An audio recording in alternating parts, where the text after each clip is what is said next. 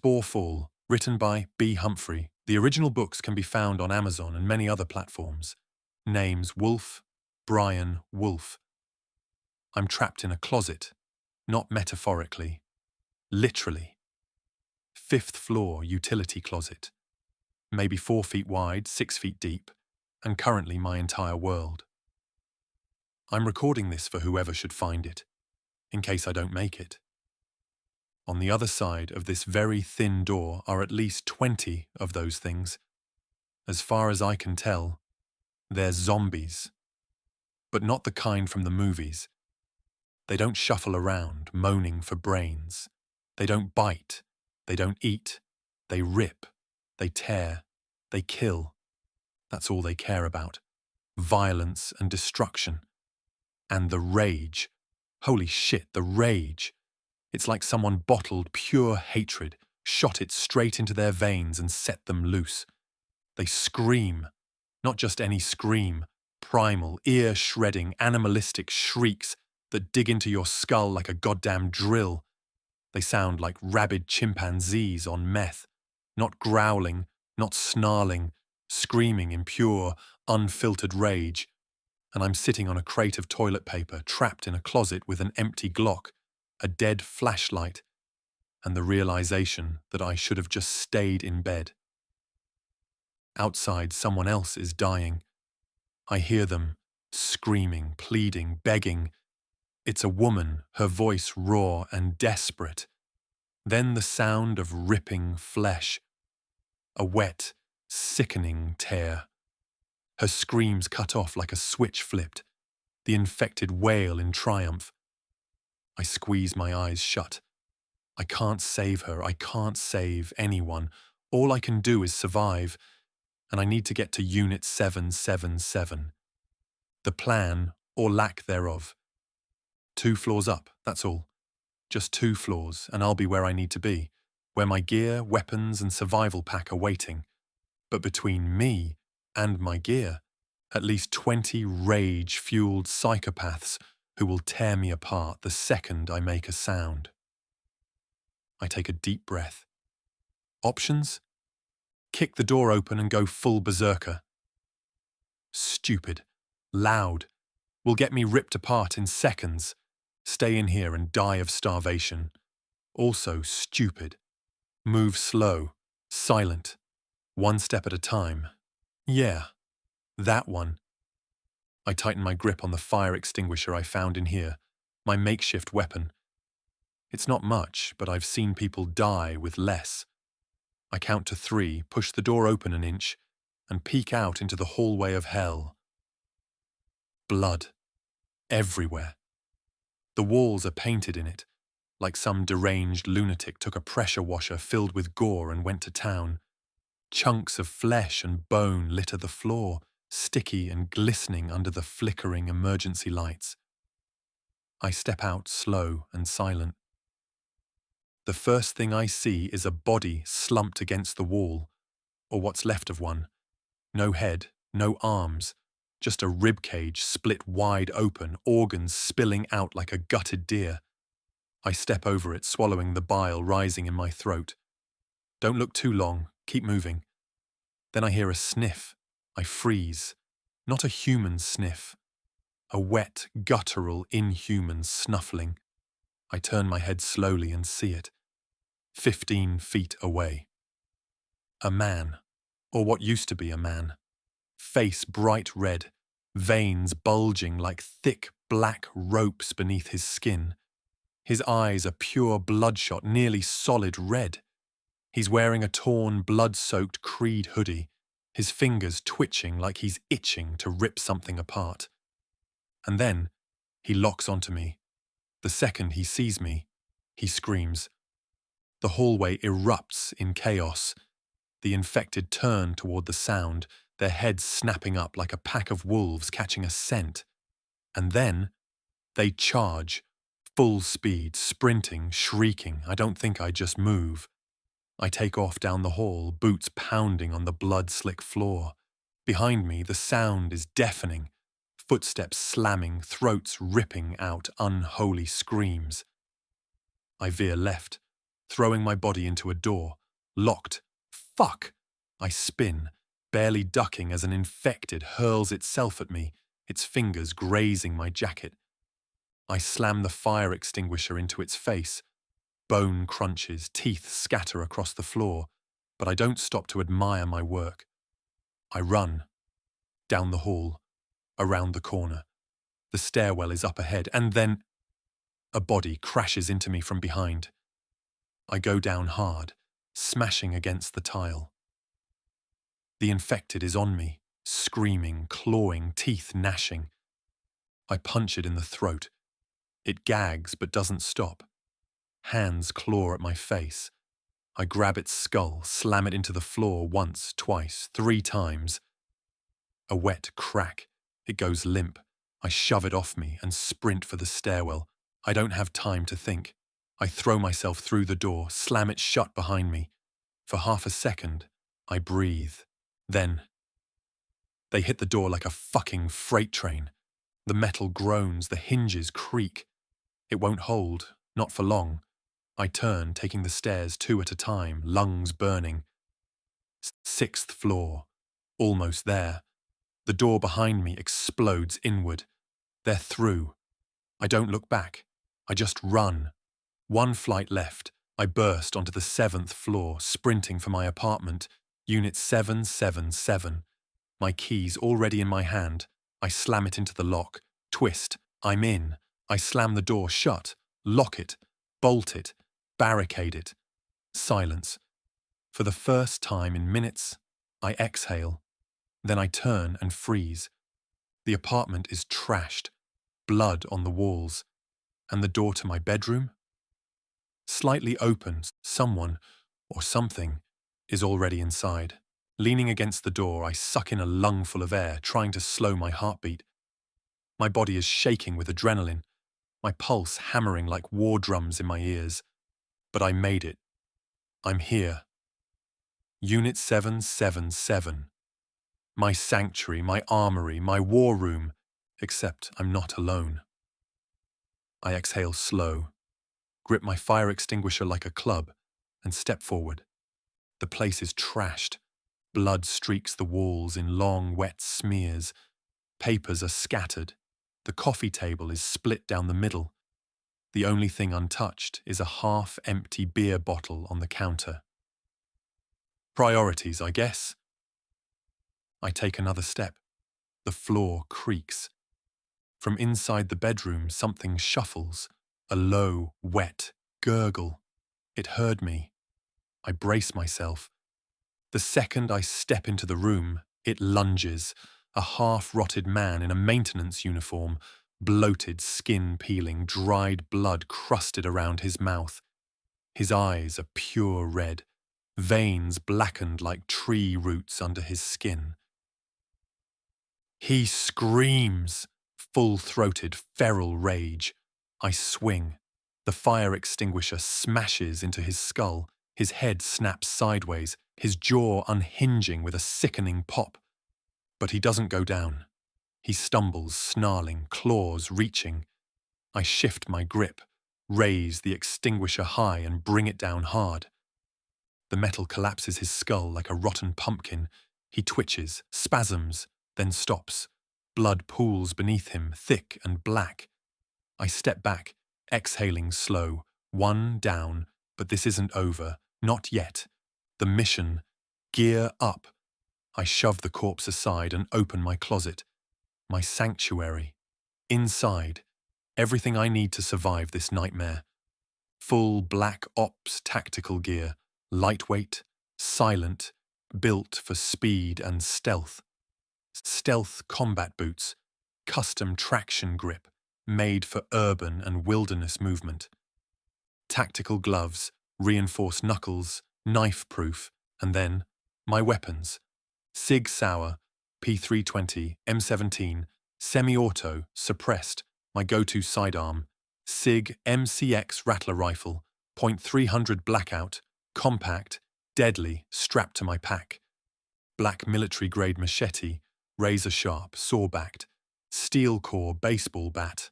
Silent, devastating, buck-style combat knife, Quick, brutal, efficient, spiked black ops, brass knuckles, pain incarnate.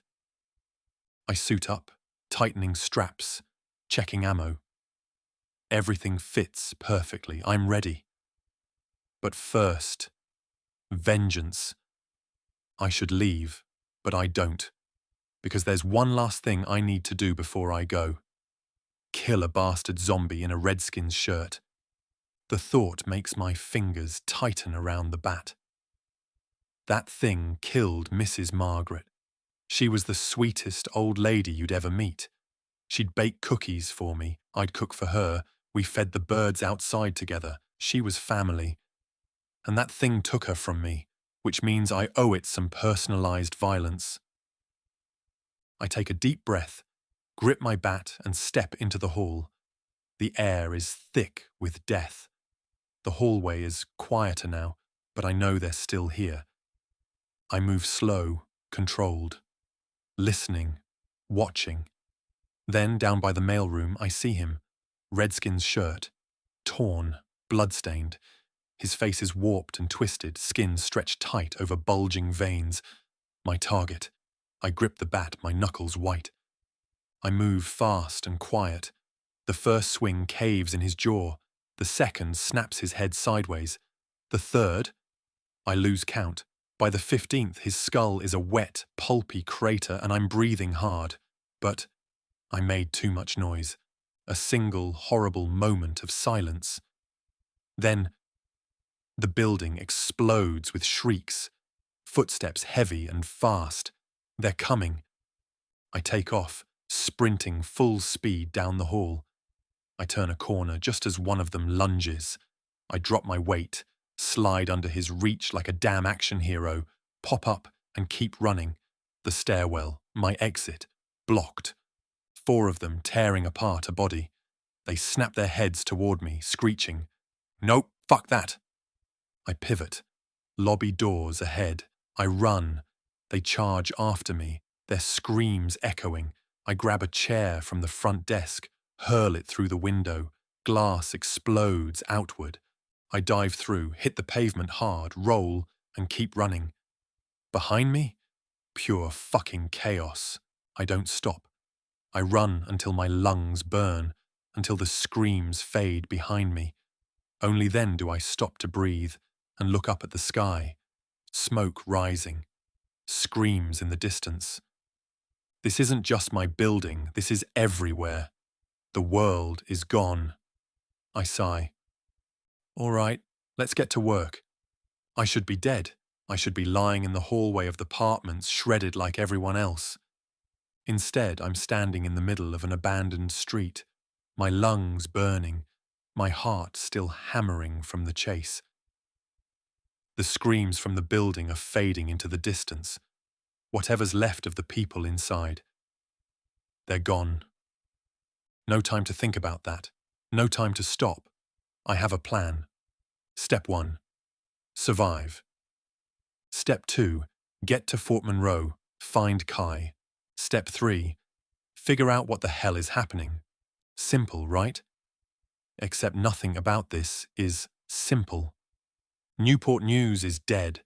Not in the way cities die over time, economy crashing, businesses shutting down.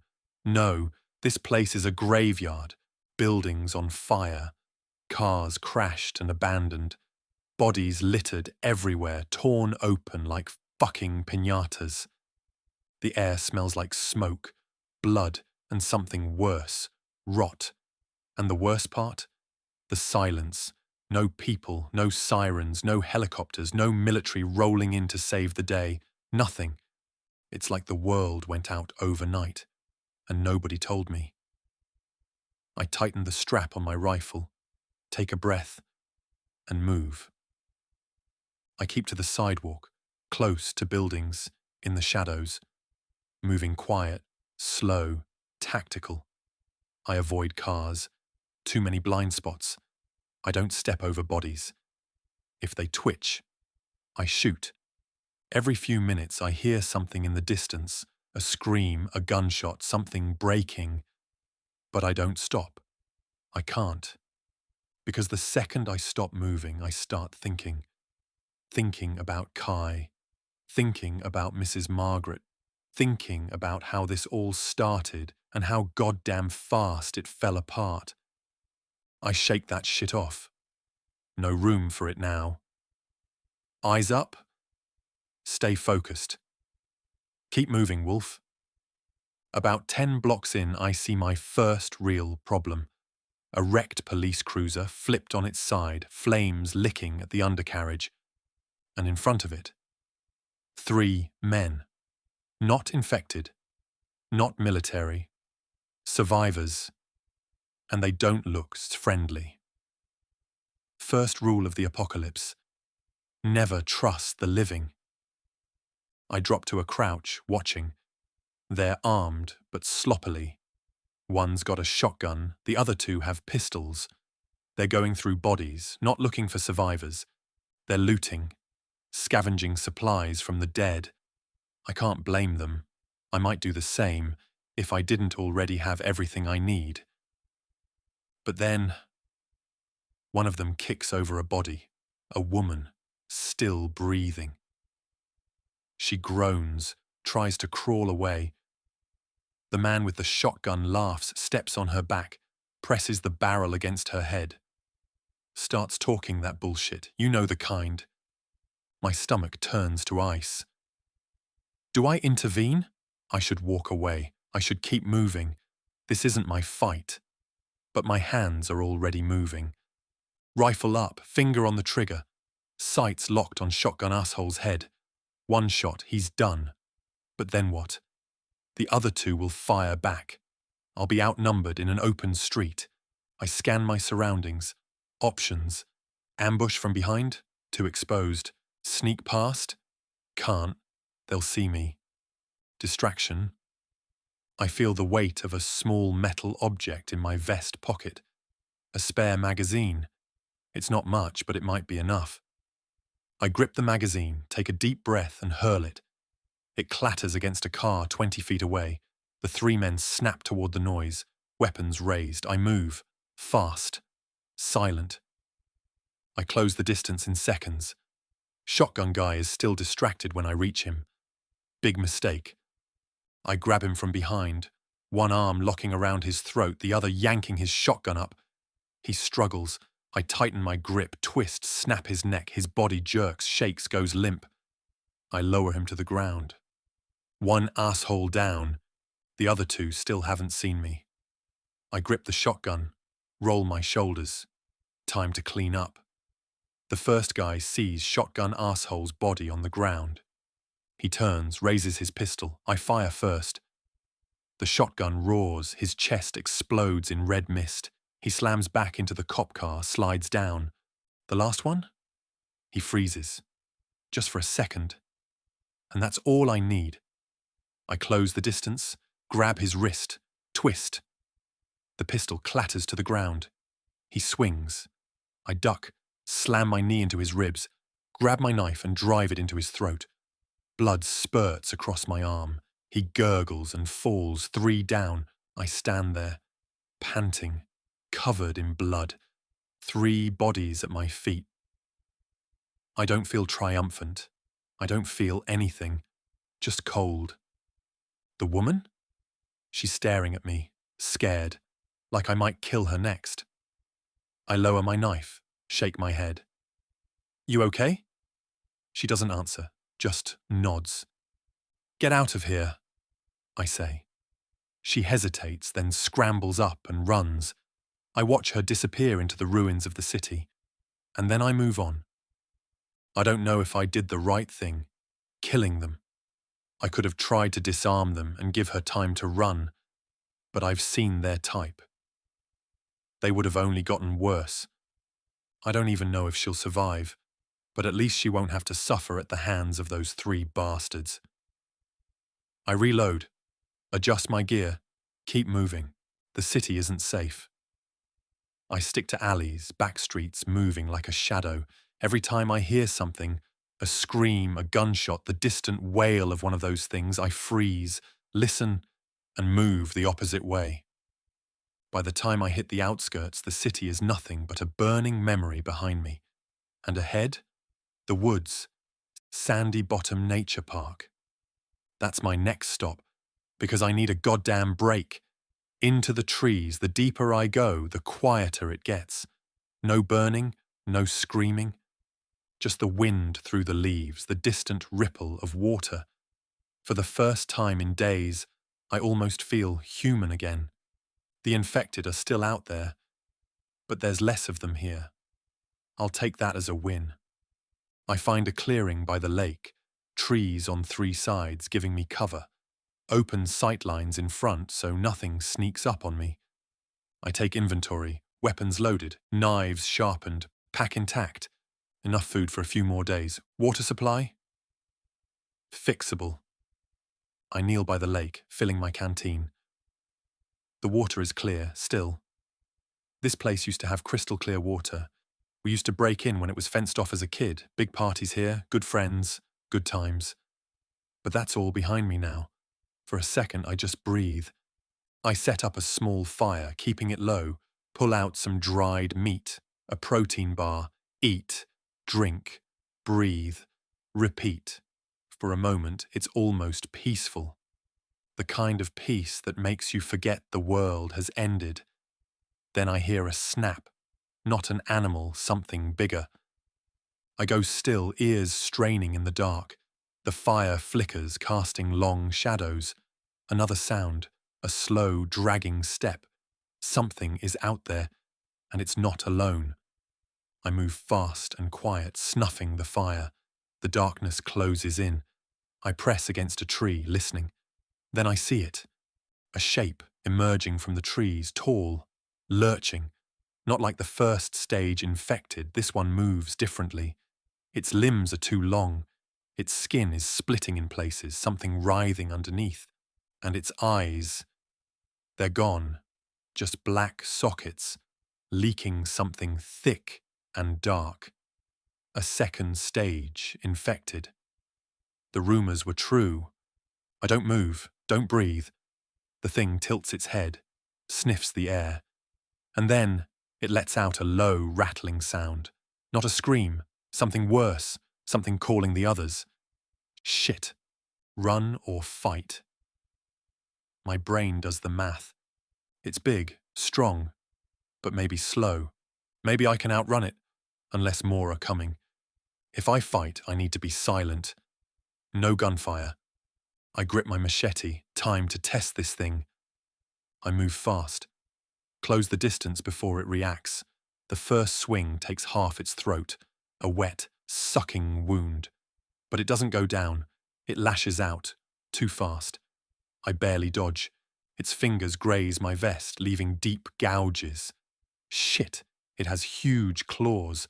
I spin behind it, blade flashing. The second hit severs its spinal column. It shudders, twitches, then collapses. For a second, I wait. Is it dead? Then the gurgling starts. The body shifts, twists. Something inside it is still alive. The third swing takes its head clean off. The body stills, for now. Time to go. I don't wait to see if it gets back up. I grab my pack and move. Whatever the hell that thing was. I don't think it was alone. And I am not sticking around to meet the rest. I barely got any sleep. I ran for at least a mile through the woods, not stopping until I was sure nothing was behind me. Turns out, I was wrong, because the second stage infected, they don't stop. Not like the first ones. Those are just rage-fueled lunatics that attack anything that moves. These ones, they track you, they stalk you, they hunt. And worst of all, they don't make a goddamn sound while doing it. I found a new place to hole up. Some old hunting cabin deep in the woods, half collapsed but still standing. It's got a roof, 4 walls, and only one way in. Good enough. I check the inside. No bodies, no blood, no surprises. For the first time in days, I barricade a door and actually let myself rest. And by rest, I mean I sit against the wall with my rifle across my lap, knife in my hand, and one eye open, because no part of me believes I'm safe. At some point I doze off, and I dream, not of blood, not of screams, but of Kai. We're at Fort Monroe, walking the old battlements just like we always used to. She's 25 here, grinning like she owns the world. She points toward the old moat, toward the ancient gnarled tree we used to call Gnarls Barkley. Still standing, she says. Nothing can kill gnarls, I reply. Then she stops walking and looks at me, dead serious.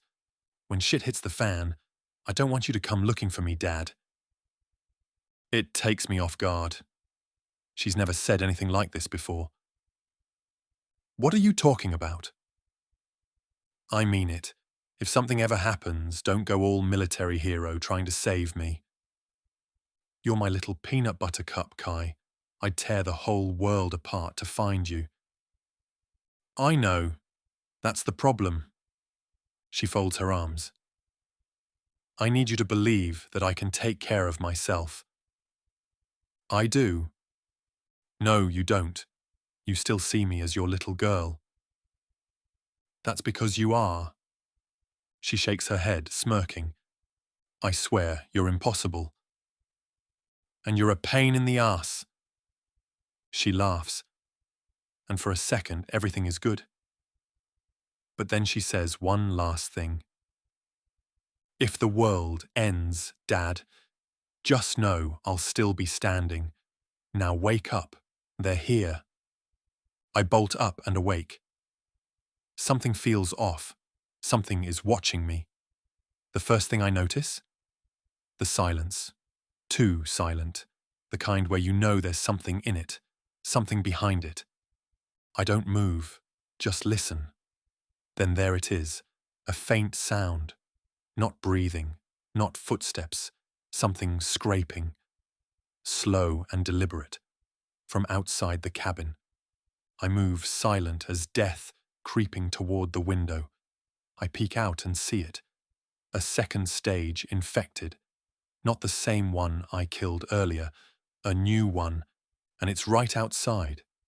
Just standing there, not moving, not searching, just watching, waiting. Like it knows I'm in here, like it's giving me time to realize that I'm already dead. Fuck that.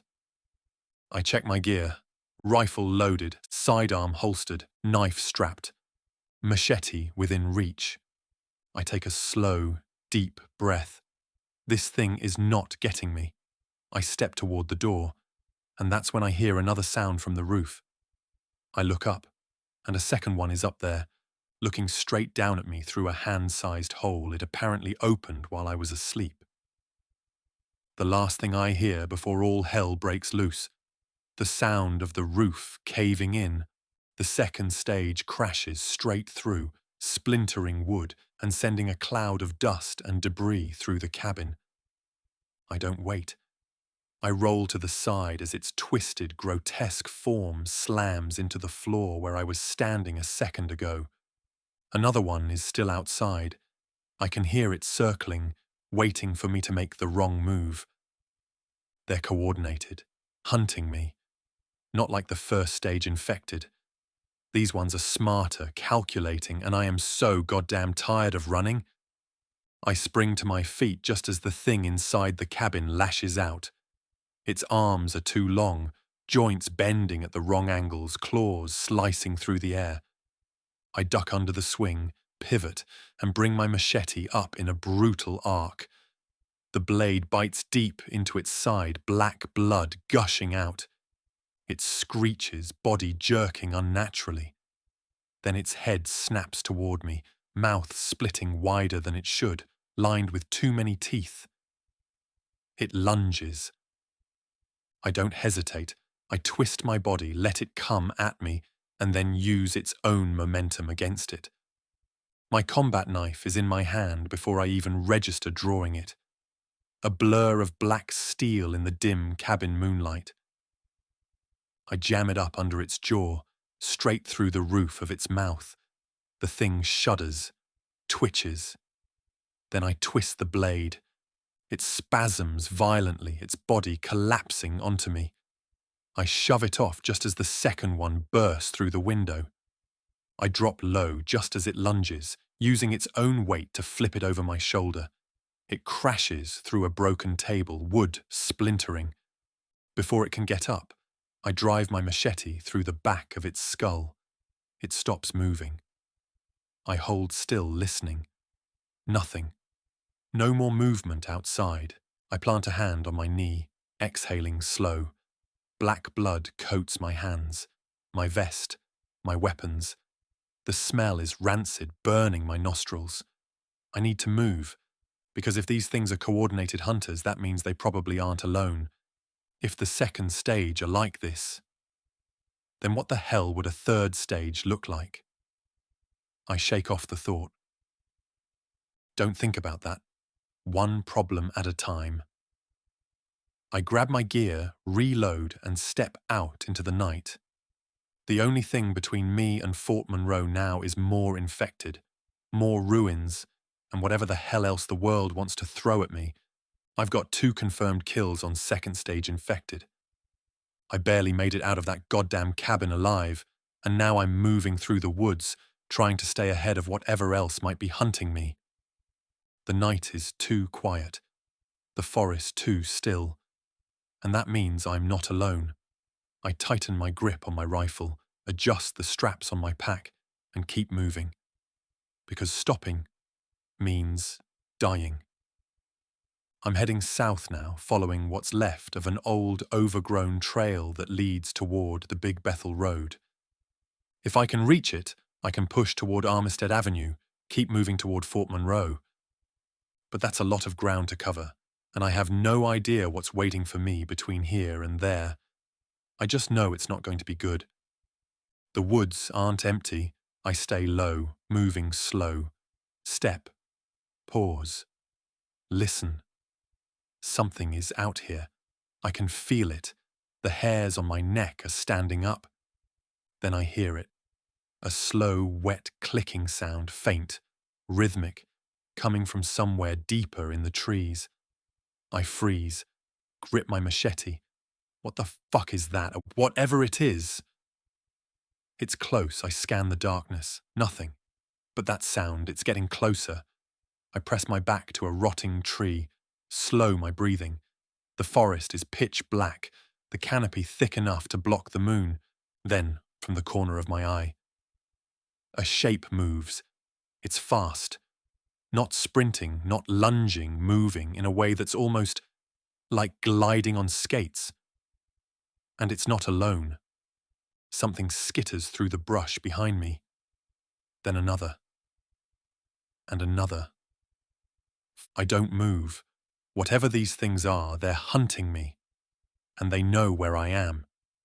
Then, a shape bursts from the trees. It's not a first stage infected. It's not a second stage. It's something else. Third stage? Or something in between. The thing is humanoid, but wrong. Thin, elongated, skin pale and stretched tight. Its legs are bent like a goddamn insect's, but its arms are too long, fingers tapering into curved black claws. And its head.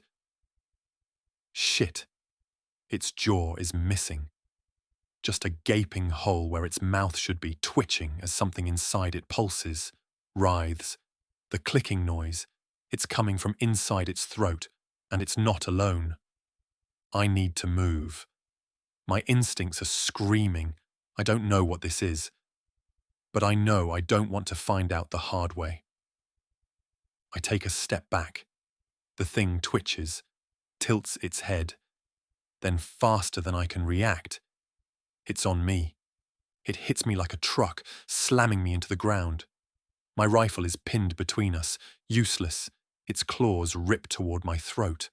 I twist, barely avoiding them. We roll through the dirt. I pull my knife, drive it into its side. It doesn't react. Just presses closer, its jawless face inches from mine. Then it does something that makes my blood go ice cold. It opens its throat. and sprays something straight into my face. My vision goes white. Pain explodes behind my eyes. It's like my nerves are on fire. I thrash, kick it off me, scramble back. I can't see. Shit! I hear it moving, circling me. Then I hear another one, then another and another. I'm surrounded, and I can't see a goddamn thing. I raise my rifle. I have no clue where I'm aiming, but I don't have a choice. I squeeze the trigger. Gunfire shatters the night. Muzzle flash briefly lights up the woods. Shapes jerk away from the light. I see them scatter, way too many of them. Then something hits me from behind, hard. I go down. The rifle is ripped from my hands. I reach for my pistol, but something slams into my skull. Everything fades to black. I feel myself being dragged through dirt, leaves, twigs snapping under me. I try to move, to fight, but my body won't respond. The last thing I hear? That same horrible clicking noise. Then, nothing. I wake up face down in the dirt, head pounding, mouth full of blood. The first thing I notice, it's pitch black, not nighttime dark. Cave dark, blindfolded dark, the kind of darkness that swallows sound. Where am I? What the hell happened? I try to move my arms, but they're tied. Something thick and sticky is wrapped around my wrists, holding them behind my back. Not rope, something worse. Organic, wet, almost pulsing. My chest tightens. I don't know where I am, but I know one thing. I need to get the fuck out of here. Flashes of memory hit like a car wreck. The woods, the third stage infected, the clicking noise, the thing spraying something in my face, then nothing. Now I'm here. Wherever the hell here is, and I am not alone. I can hear something breathing, something close. I work my jaw, trying to shake the coppery taste of blood. Body check. Arms bound. Legs free. Weapons? Gone. Head pounding. Ribs bruised. Not broken. I shift slightly. The ground is uneven, wet. Dirt and something else. Something sticky. And that breathing. It's getting closer. I go still.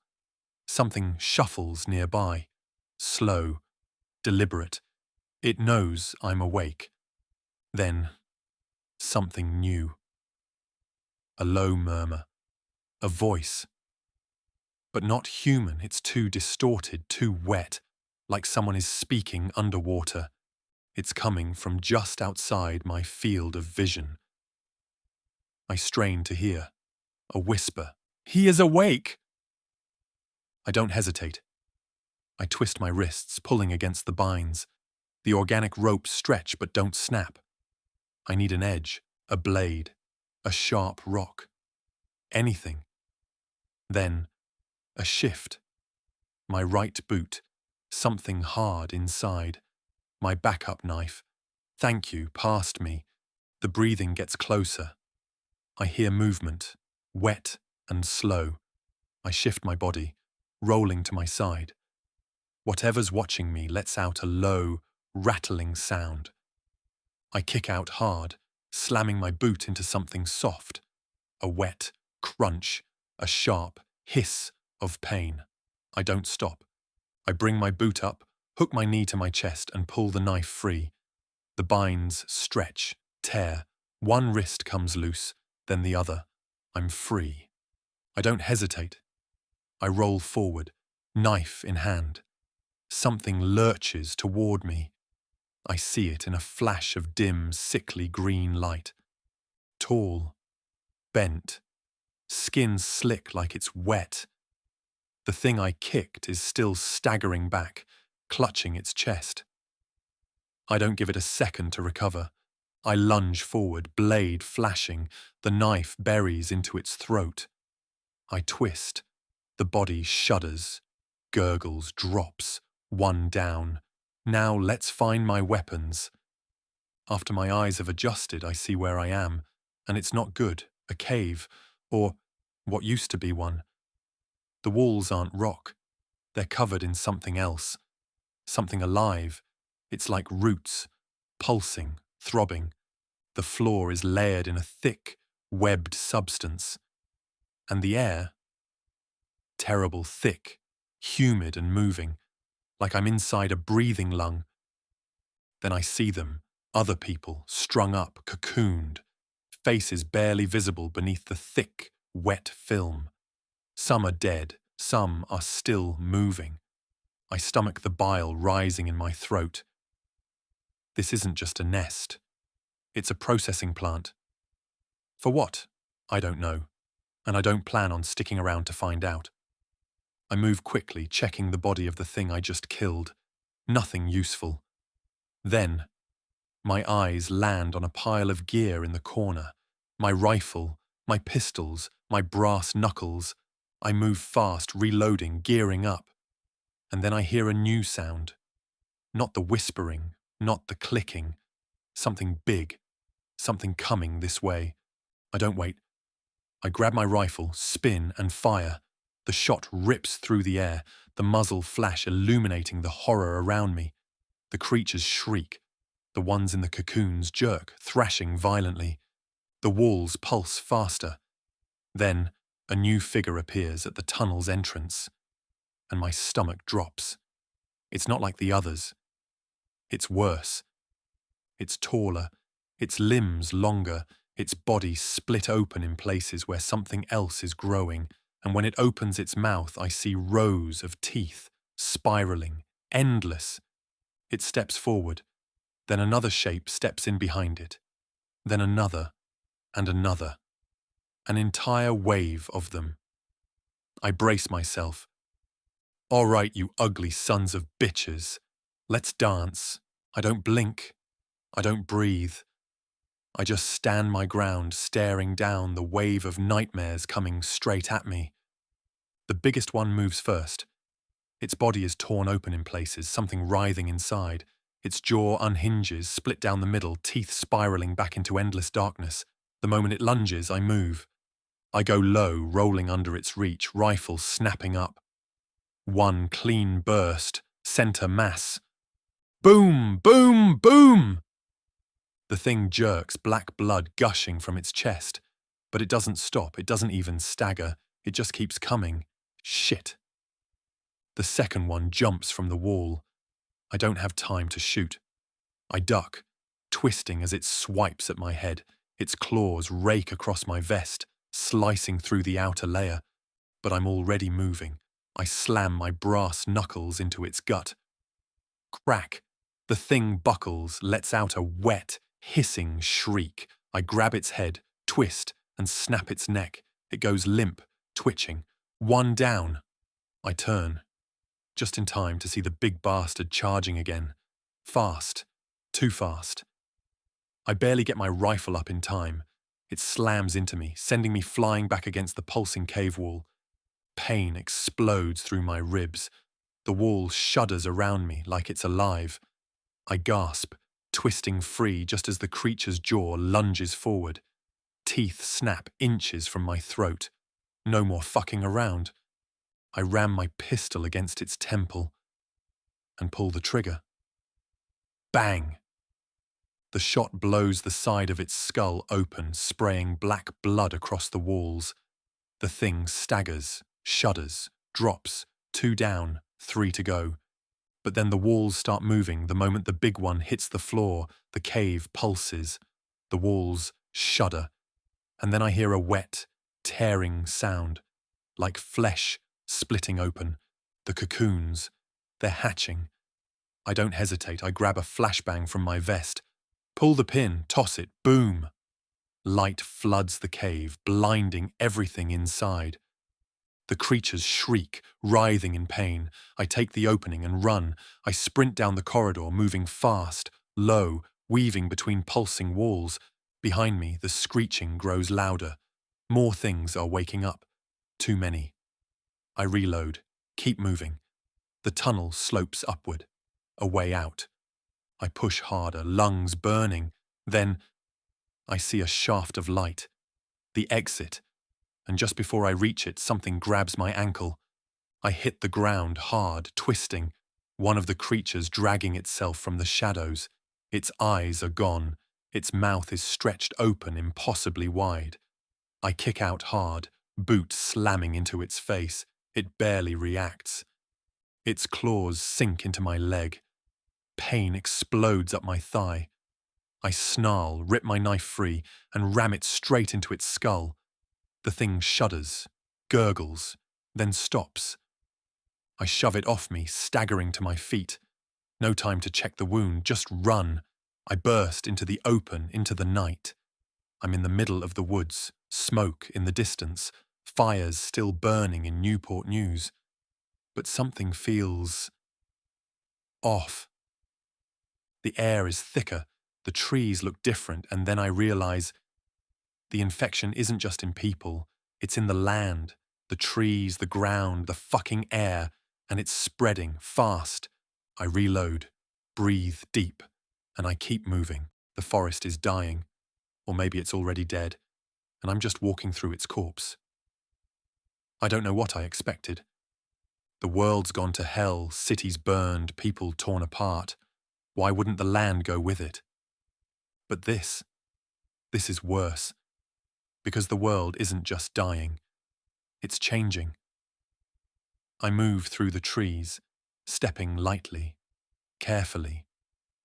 The air is thicker than it should be, not like fog or smoke, something denser, wetter, like I'm breathing in a mist of soup. Every inhale feels wrong, like it's coating my throat. I breathe through my scarf, slow and measured. It doesn't help. The trees are wrong too. The bark is slick, almost pulsing, covered in a thin, blackened film.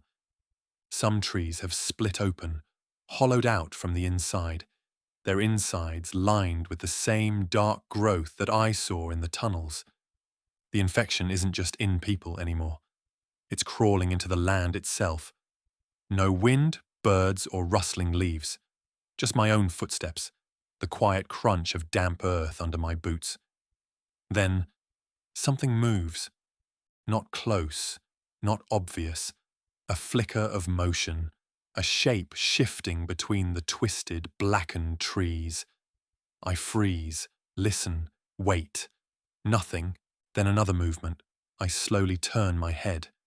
And I see it, not human. It used to be an animal, a deer, maybe. But now it's something else. Its legs are stretched too long, thin and spindly, its hooves twisted into something clawed.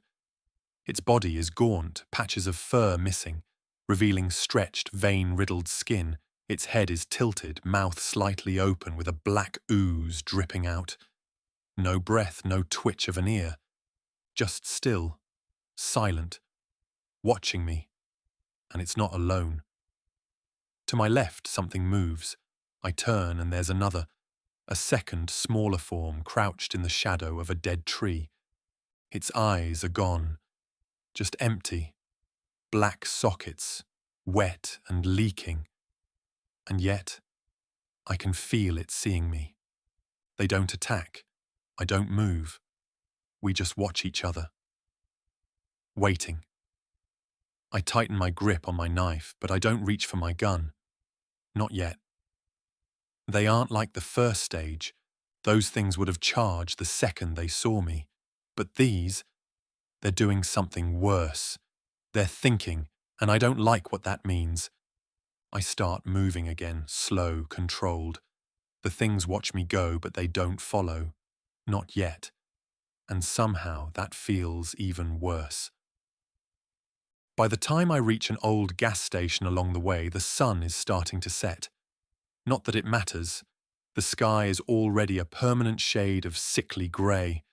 The gas station is abandoned, but not untouched. The windows are smashed. The door hanging off its hinges. Blood stains the pavement outside, dried and black. But no bodies. I step inside, and immediately regret it. The inside smells like rotting meat and gasoline, the kind of thick, wet stench that coats the back of your throat. There's dried blood smeared across the walls, dragged in long, shaking streaks. Something bad happened here. Something that left no bodies. I move carefully, stepping over a knocked-over shelf. My boots crunch on broken glass. Looking over my shoulder, I see something scrawled across the cooler doors, written in something dark and dried. A note. It's awake. It knows we're here. It's thinking. Beneath it, a handprint, smudged, shaking, not clawed, human. Whoever wrote this was still human when they did, and I have a bad feeling they aren't anymore. A floorboard creaks. Not mine. I go still, holding my breath, listening. Then I hear something breathing, slow and shallow, coming from behind the counter. I grip my pistol, stepping forward, careful and quiet. The breathing doesn't change, like whoever or whatever is back there doesn't care that I'm here. I round the counter and I see it. A survivor? A man, or at least what's left of one. He's sitting against the wall, knees drawn to his chest. His face is pale, lips cracked, eyes sunken, and his arms are covered in something black. Veins, swollen, pulsing beneath the skin. But he's not fully changed. Not yet. I raise my gun. His eyes flick to me, and then, in a voice so quiet I almost don't hear it, he says, "It's already too late." I don't shoot, but I don't lower the gun either. He's not fully changed yet. He's right in the middle of it, still aware, still thinking. And that means he might know something I don't. I take a slow breath and ask, "What do you mean, it's too late?" He lifts his arms, shows me the dark veins crawling up his skin, and whispers, "It's not just the air anymore. It's inside the water. It's inside our minds. It imagines us." I stare. My stomach drops. And then, from outside, a single wet clicking noise, followed by another and another, then another. Something's here and I'm trapped. I don't move. The man sitting against the wall doesn't either. His breathing is ragged, slow, but wet, like every inhale is dragging over something sharp inside his lungs. His eyes are sunken, dark-ringed, the skin beneath them stretched too tight over hollowed-out bone. He looks tired, past exhausted, like his body is already mourning its own death. The words he just spoke keep repeating in my head. My stomach turns. I want to ask him more, but I don't. Because the way he looks at me, like he already knows there aren't any answers. Only pain. I kneel beside him, careful to keep my distance. He doesn't flinch, doesn't react, just stares ahead, into nothing. Then, in a voice barely above a whisper, he speaks. "It starts like a fever, a bad one. You sweat so much you think you're going to drown in your own skin." He shifts slightly, like the memory alone is enough to make him ache. Then the pain starts.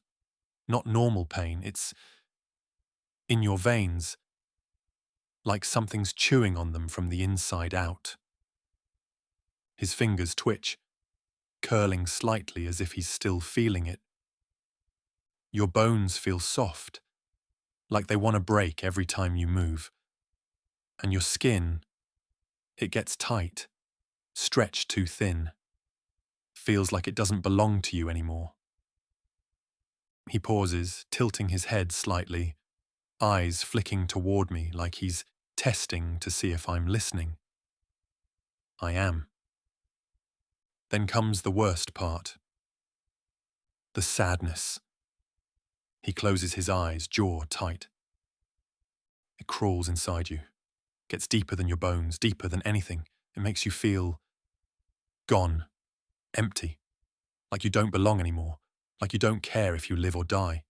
You just fade. The way he says it, low, empty and hollow, makes the hair on the back of my neck rise. This isn't just a physical infection. It's something else. Something pulling people apart from the inside, breaking more than just their bodies. He continues, and then the voices start. I stiffen. He notices and smiles. You've heard them, haven't you? Not real voices, not words, but you hear them, in the back of your mind, like a whisper you can't understand. And the more you listen, the more you... He trails off. I finish for him. The more you lose yourself. His eyes meet mine, and he nods. Outside, something clicks. I tense. It's not close, not yet, but it's there. The man barely reacts, like he's been hearing it for hours. Then another click. Then another and another. The sound is low, wet, deliberate.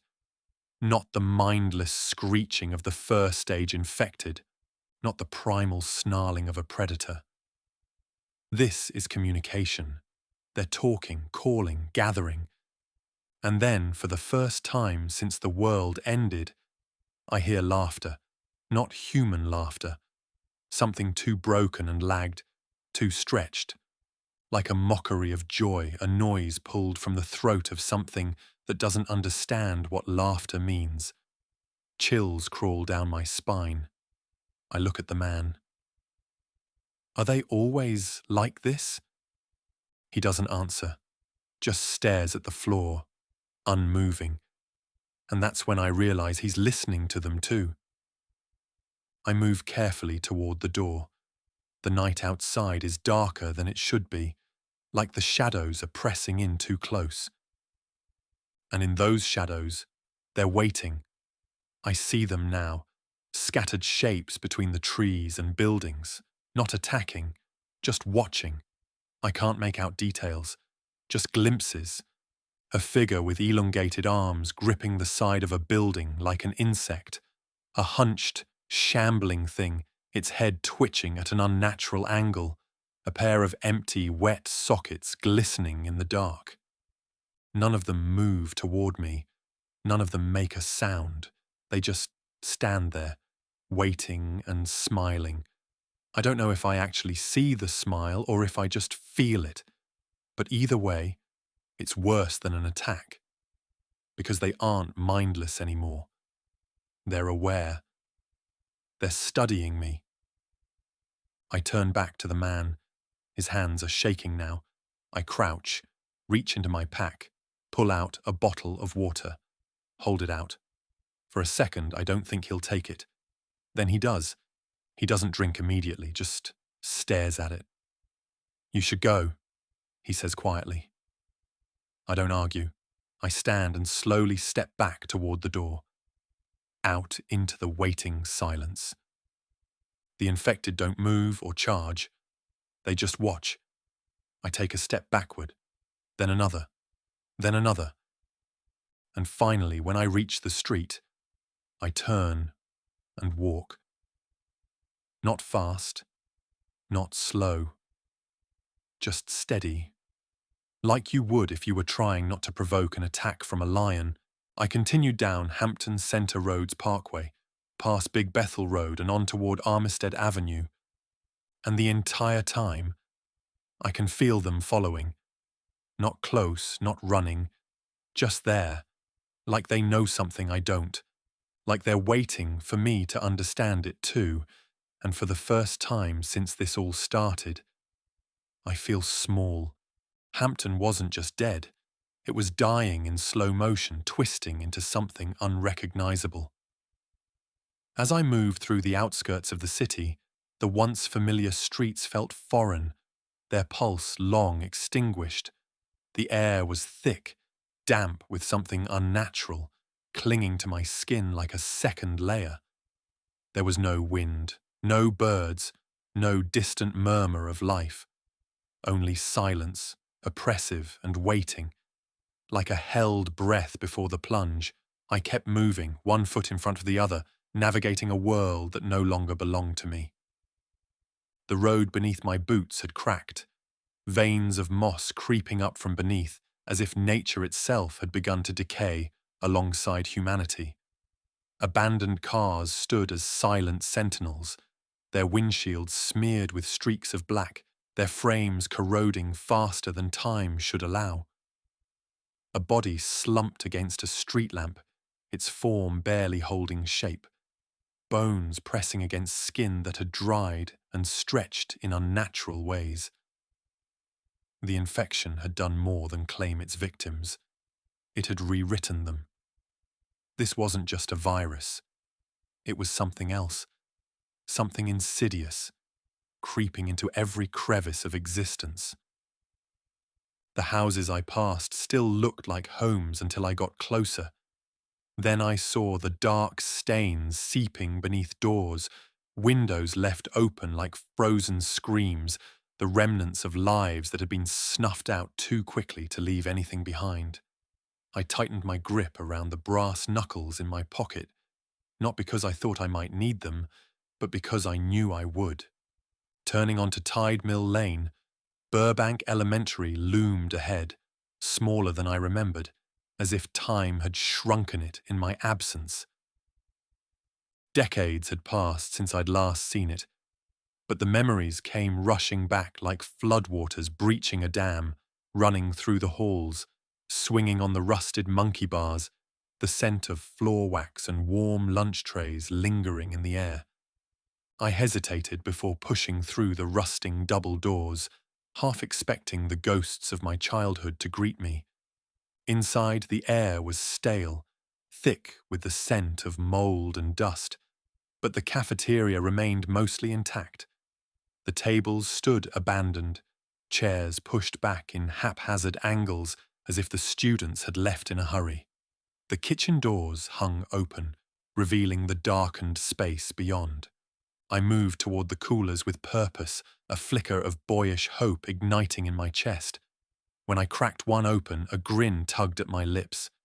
A chocolate milk carton sat inside, still sealed, still cold. Next to it, a frozen coolie drink and a popsicle. I took them without hesitation, savoring the cold rush as the chocolate milk slid down my throat. For a fleeting moment, I wasn't a man fighting to stay alive. I was just a kid again, enjoying a simple pleasure in a world that no longer existed. Reality pressed back in as I stepped out of the school, moving through Riverdale, my childhood neighborhood. The houses were still standing, but they were nothing more than empty shells. The yards were overgrown, windows shattered, doorways dark and hollow. When I reached Raymond Drive, I stopped. My childhood home still stood, untouched by whatever horror had claimed the others. I stepped onto the porch, hesitated for only a second, then pushed open the door. Inside, time had settled like dust. The wood-panelled walls were the same. The spot where the TV had once stood was bare. It was impossible not to picture myself as a child, cross-legged on the floor, a bowl of cereal in my lap as Saturday morning cartoons flickered across the screen. I shook off the memory and made my way to the kitchen. Searching through the cabinets, I found 2 bottles of water and a can of spaghetti and meatballs. Their expiration dates long past, but still good enough. I sat at the dining table, staring at the walls, letting the weight of the past settle over me. Who would have thought that decades later I'd be back in this house, fighting for my life instead of playing hide-and-seek in the backyard? I couldn't stay. I packed the food and water and stepped back out onto the road and kept moving, turning left onto Mercury Boulevard. Halfway down, Air Power Park came into view, the outdoor aviation museum where I had spent so many afternoons climbing into old jets, pretending to be a pilot. The metal husks stood silent now, relics of a time when dreams of flight had meant something. I was about to pass it when something caught my eye. Across Mercury Boulevard, a horde of ragers moved as one, their veins pulsing red beneath their torn skin, their bodies jerked in strange, unnatural rhythms, a silent dance of madness. My instincts took over before my mind had time to process. I ran straight into Air Power Park, diving beneath one of the jets and pulling myself up into its hollowed interior. I pressed my back against the cool metal, heart hammering in my chest. They hadn't seen me, at least. I didn't think they had. I waited, breathing through my nose, willing my pulse to slow as they passed. Then I heard splashing nearby. Shit! There, even in the fucking water.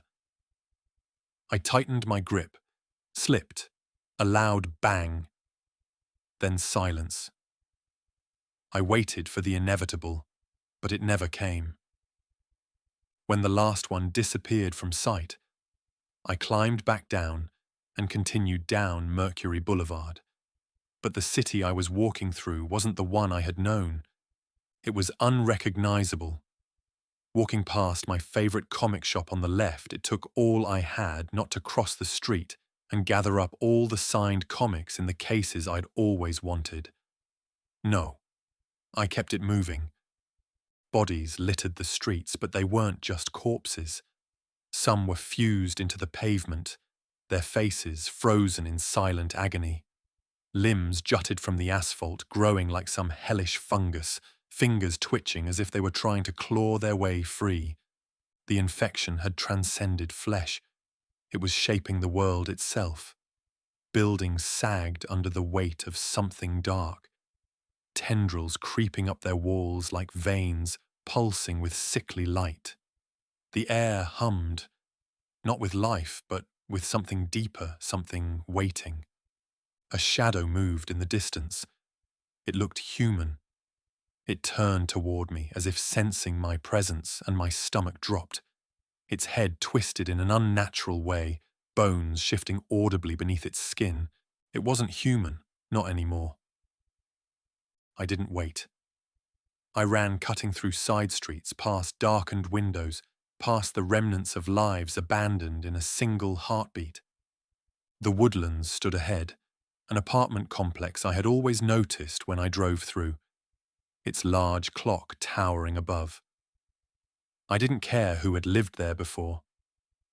I only cared that it had walls, a place to hide, a moment to breathe. I slipped through the front doors, found an old stairwell, and pressed my back against the wall, exhaling slowly. Then I heard what I didn't want to hear. Footsteps, not mine. Something had followed me inside. I thought I'd get a moment to breathe.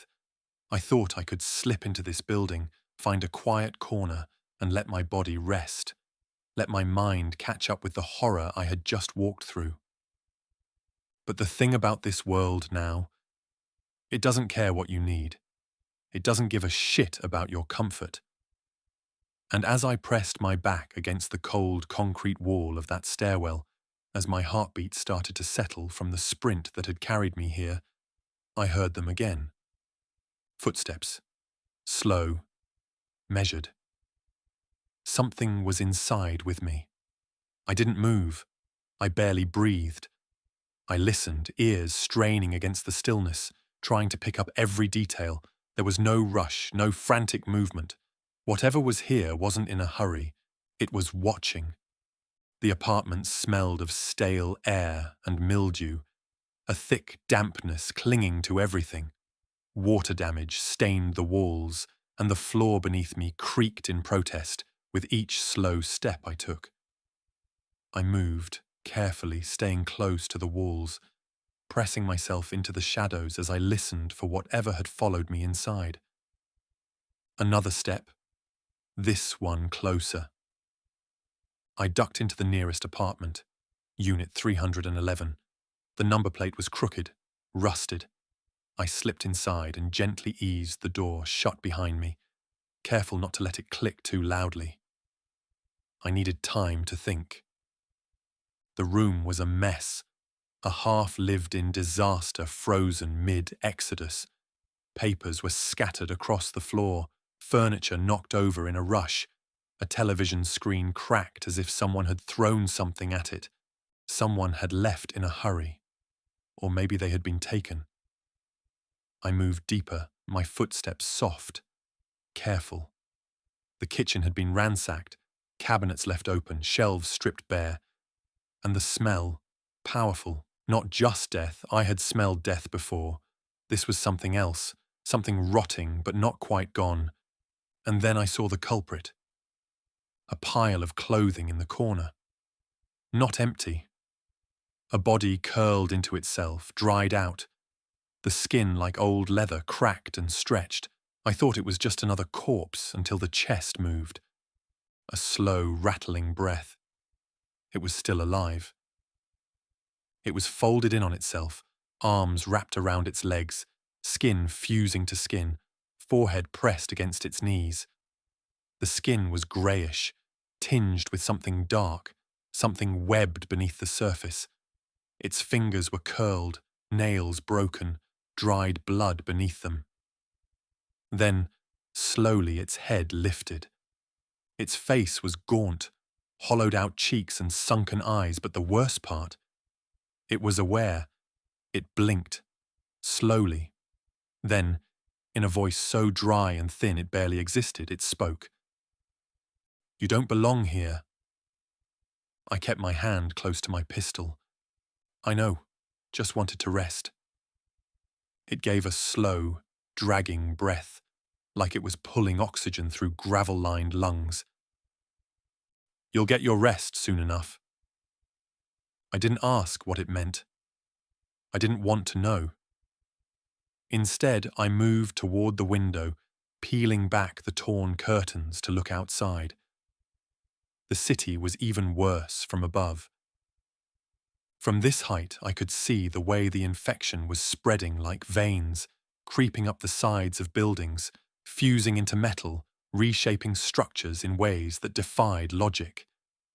And below, they were waiting, the same way they had in front of the gas station, silent and unmoving, watching, some of them grinning. My stomach twisted. I turned back to the man and he was gone. The spot where he had been curled up was empty, like he'd never been there, the air still vibrating with something that felt like an echo of his presence. No sound, no footprints, just gone, like some kind of ghost. The feeling it left behind was heavy and oppressive. I moved quickly, carefully. I slipped back into the hallway, keeping my breath shallow, my footsteps soft. The stairwell was close. I just had to get to it. Then I heard a slow, deliberate scrape of something moving against the walls. I stopped. Listened. It wasn't rushing me. It was stalking me. A slow, rhythmic drip came from above, like something leaking through the ceiling. Not water, something thicker, something warm. A door creaked open somewhere down the hall. I saw something peek out, then a low, sickly-sounding laugh, barely audible, but there. Goosebumps erupted all over me like a measles outbreak. I didn't wait to find out what was inside. I bolted for the stairwell, fast but silent. I moved down the stairs, 2 at a time, heart hammering. The entrance was right there, so close. Then, just as I reached the door, something laughed again. Not loudly, not chaotically. A small, knowing chuckle, and it wasn't far away. It was right behind me. I didn't turn around. I pushed the door open and stepped out onto the streets. The air was thick, pressing against my skin like invisible hands. I moved quickly, stepping onto Phoebus's empty roads, heading toward the bridge. The city behind me loomed like a rotting carcass, filled with things that were no longer people. I could still feel their eyes on me. And in the distance, the slow, soft sound of laughter carried on the wind. Memories. Fort Monroe. I always liked this place. Came here when I was young, when the world still made sense. It was different back then. Just a quiet, beautiful place where history lingered in the bricks and stones. beaches on every side, old Victorian-style buildings, and the massive moat wrapping around the heart of it all. Inside that moat was another world, rows of houses, offices, a clock tower where my mother used to work. I knew every shortcut, every hiding place. But now, standing at the bridge leading in, I realized something. This place was always haunted. And now I don't even want to think about what lingers here.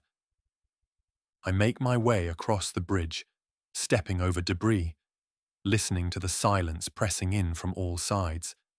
The water in the moat below is dark, still reflecting the storm-colored sky above. There are no ripples, no movement. Even the wind feels dead here. The outer fort stretches wide before me. Abandoned beaches, the old stone ramparts, and the eerie, empty buildings that once held soldiers, families, history. Everything is still standing, but everything feels wrong. I keep moving. Past the old officers' quarters, past the empty visitor centre, toward the massive stone walls of the moat's interior. The tunnel that leads into the heart of the fort swallows me whole as I step through. This place used to be alive. I remember walking through here as a kid, watching the sun cut shadows along the ramparts, hearing the echo of voices from people long gone. But tonight, the houses sit empty, the old office buildings dark. The place should feel safe. The moat walls are tall, thick, built to keep invaders out. But safety is a lie. I can feel it in the way the air moves, slow, heavy, watching. I glance at the building with the clock on top. The hands are frozen at some forgotten hour. I don't know if that makes it better or worse. I move between the houses, careful, quiet. Some of the doors hang open. I don't go inside. I don't want to know who or what might be waiting. Then I see it. Kai's apartment. I step inside, the air thick with dust, the scent of something rotting but not yet gone. The living room is overturned, furniture broken, signs of a struggle. My stomach twists as I scan the walls, searching for anything, any clue, any sign. And then I see it, painted in thick, dark strokes across the wall. Kai was here. The paint still slightly wet. She was here recently. And if she left this message, she's on the move. She's heading toward Langley. I know it. That means heading back down Mercury Boulevard, through the hell I had just travelled through. But before I can leave, a sound stops me. A slow, wet, gurgling breath. I'm not alone. A thought smacks me in the face. Please don't be Kai. Please let her have made it out of here. It's not Kai. From the kitchen, a rager steps out, its form hunched, its head twitching unnaturally. It sees me, then charges. I barely have time to move before it's on me, slamming me into the wall. The stench of rotting meat and sweat fills my lungs, and I gag as its nails rake across my shoulder. I push back, grabbing my brass knuckles, slamming my fist into its jaw. Its head snaps to the side, but it doesn't fall. It grins. I don't give it time to recover. I drive my knee into its ribs, grab its head, and slam it into the wall again and again until the drywall cracks and blood smears across the surface. It howls, twisting, its veins bulging, its teeth gnashing in blind fury. I reach for my machete. With a single brutal swing, I carve deep into its collarbone, slicing through flesh, muscle, and bone.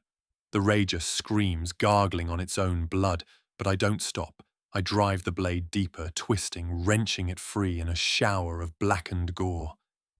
It staggers, twitching, but it's not dead. I reach into my pack, pulling free my other black, spiked brass knuckles. I slam my fists into its face, again and again. the spikes tearing through its flesh, breaking bone, caving in the skull. The rager shudders violently, then stops. I step back, panting, wiping the blood from my face. I spit on its body. That's for Kai. I drag its body out and throw it in an outside dumpster. Stay the fuck out of my daughter's place. Running back inside, I grab a marker from the counter, walk over to the wall and leave a message beneath hers. On my way. Then I leave, out of the apartment, out of the moat, back to Mercury Boulevard. Langley is waiting, and I have a long road ahead. Fort Monroe fades behind me as I step back onto Mercury Boulevard, heading west. The place still lingers in my head. The old brick, the moat, the ghosts, both real and remembered. But the road ahead is what matters now. Langley is the goal. If Kai was at Fort Monroe, she's heading that way, and if I were her, I wouldn't take King Street. Too many open streets, too many ragers, too much of a goddamn risk. LaSalle is the better option. Fewer bottlenecks, more cover. The view of the water if you care about that sort of thing. And Kai would care. She always did. I turn right onto the LaSalle ramp. The pavement is cracked, overgrown, but the path is clear enough. The street stretches ahead, lined with what's left of the city. Gateway Apartments sits on my right. Windows shattered, doors left open like no one ever planned to come back. They probably didn't. To my left, Tidemill Lane and Heather Lake Apartments sit in silence. The lake, once a lazy stretch of water where people sat and watched the wild mallards maundering, or so the sign at the edge of the little lake said, is a black mirror now, stagnant, dead. The buildings aren't much better, hollow, emptied out. I keep moving. Then up ahead, a horde too big to count. They're spread across the road leading to Langley, shifting and twitching like something out of a bad dream. Their bodies jerk with an awful, unnatural movement, veins bulging under skin that barely holds them together. There's no getting through that. Not quietly. Not at all. I exhale slowly and think. Kai's smart, she wouldn't go through them either. So, where the hell would she go? Then it hits me. The old broken bridge. It's just past Gateway Apartments, a place that means nothing to most people but meant something to me. Back when the world made sense, when I was just another reckless kid looking for an escape, this bridge was home base. We spent whole summers here, sneaking beers, passing joints, ingesting copious amounts of acid and shrooms, letting time slip away under the sun or the stars. It was the kind of place where life felt easy, where the biggest worry was whether the store clerk would card you for a pack of smokes. And they did. They always did. Now it's broken, has been for years. The middle section's gone, rotted away or washed out. What's left is a stretch of wood and rusted metal that leads right up to nothing but open air and dark water. And on the other side, Langley Air Force Base. And Kai would have gone this way. She would have stood right where I'm standing now, looking out at the gap, weighing the risk. And as much as she doesn't like dark water, I'm sure she would choose it over a horde of zombies every time. I stand at the edge of what's left of the bridge, staring out at the water below. The tide moves slow, a lazy ripple against the shore. It smells like salt and old wood, just like it always did. For a second, I can almost see it. The past, layered over the present. The voices of kids who thought they were invincible. The snap of a lighter, the low hum of conversation, the little inside jokes that don't mean anything now. The way the world felt wide open, like we had all the time in the universe to waste. I'd love to go back. Love to be able to tell myself, it's okay, it's going to be okay, even just for a night. But I can't. The past is gone, and the future is waiting on the other side of this water. I take a deep breath, flex my fingers and dive in. It's a good night for a swim. Langley, getting here felt like a lifetime. It wasn't the distance. It was the things I saw, the things I felt pressing down on me. Fort Monroe had been a graveyard, and the road here had been a gauntlet. But standing outside the gates of what's left of Langley Air Force Base, I realize I'm looking at something else entirely. A safe zone, for now. The barricades were real, heavy, reinforced, military precision. Whatever was happening inside Langley, they weren't half-arsing it. A small group of guards waited at the gate, weapons at the ready. But I could tell immediately, these weren't grunts. They were survivors, the kind of people who had been through too much, seen too much to be caught off guard by anything anymore. One of them stepped forward, a broad-shouldered man with a rifle slung across his chest. His face was worn, eyes sharp, but there was something else there. Recognition. B? I squinted. Last I checked.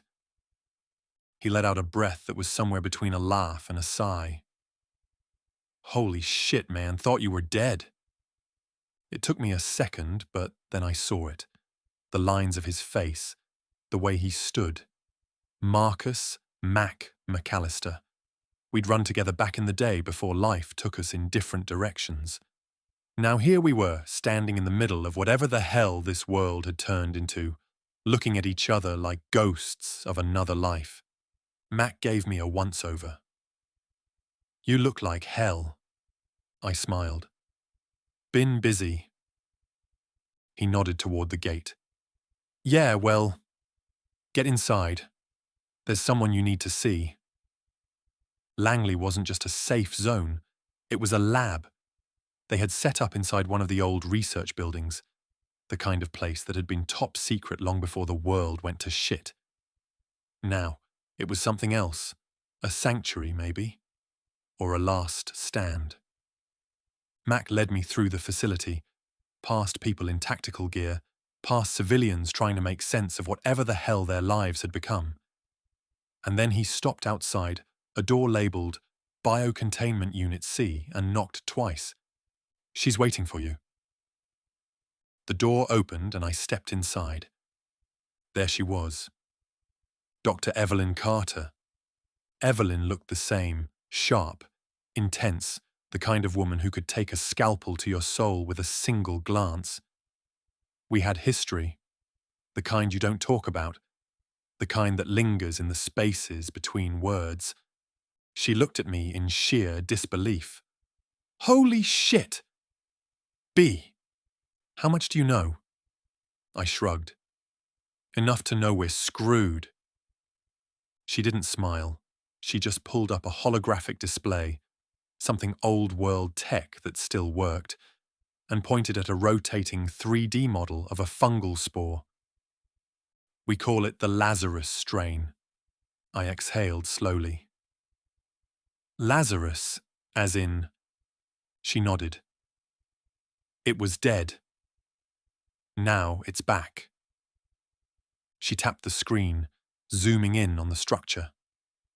We've traced it back to a time before the Cretaceous period, before the dinosaurs were wiped out. We're talking pre-extinction event, over 66 million years ago.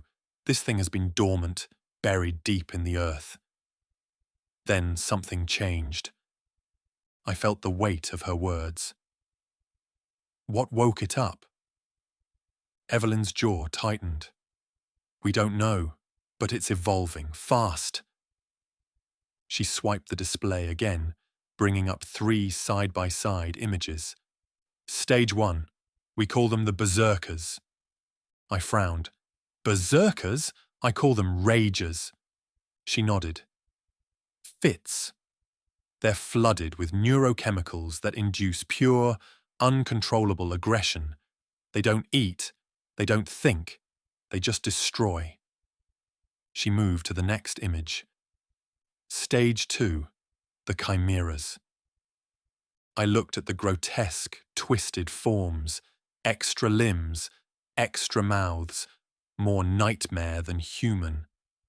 They go dormant before they change, she explained.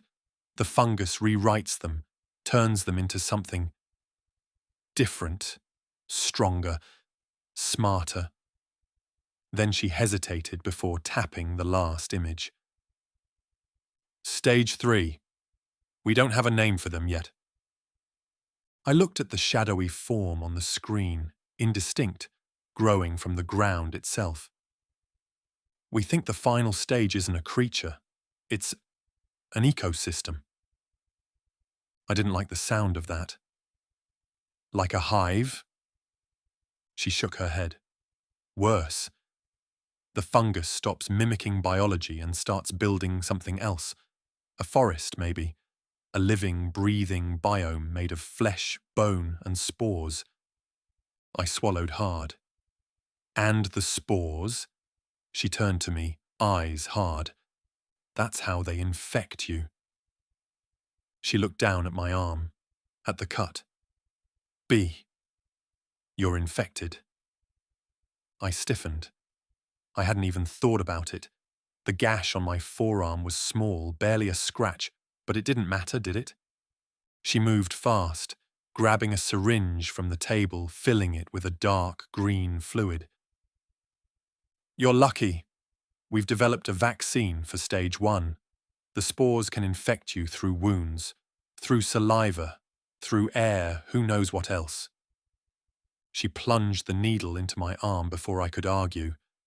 The burn was immediate, spreading through my veins like wildfire. I grit my teeth, exhaling slow. Shit. That stings. Evelyn smirked. Means it's working. I flexed my fingers, rolling my shoulders, then something clicked in my head. They let me go. She frowned. What? I met her gaze, the ones outside, the ones watching me. They didn't attack, they just stood there. Her face darkened. They knew. A pit opened in my stomach. They knew I was infected. They assumed it was too late. Evelyn nodded. That means they're learning. That means they're aware. The silence that followed was heavy. Then she exhaled, stepping back. Come on, there's someone in the mess hall you might want to see. I turned to follow her, but my mind was already racing. If they knew I was infected, what else did they know? Evelyn leads me through the base, past soldiers, past survivors. People whisper as we pass, but I don't care. My mind is still racing with everything she told me. The Lazarus strain, the infection stages, the spores, the fact that I was this close to turning.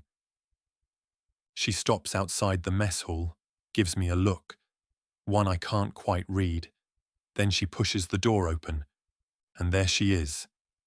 Kai, alive. For a second, neither of us moves. It's like my brain can't process it. I was prepared for the worst. Hell, I expected it. But she's here, in front of me, whole, alive, breathing. And then we're moving. She crashes into me, arms tight around my ribs, and I squeeze her back just as hard. I don't cry. Neither does she. But we hold on like the world is on fire, and this is the only safe place left. I thought I lost you, Jellybean. She pulls back, looks up at me, a lopsided grin cutting through the dirt on her face.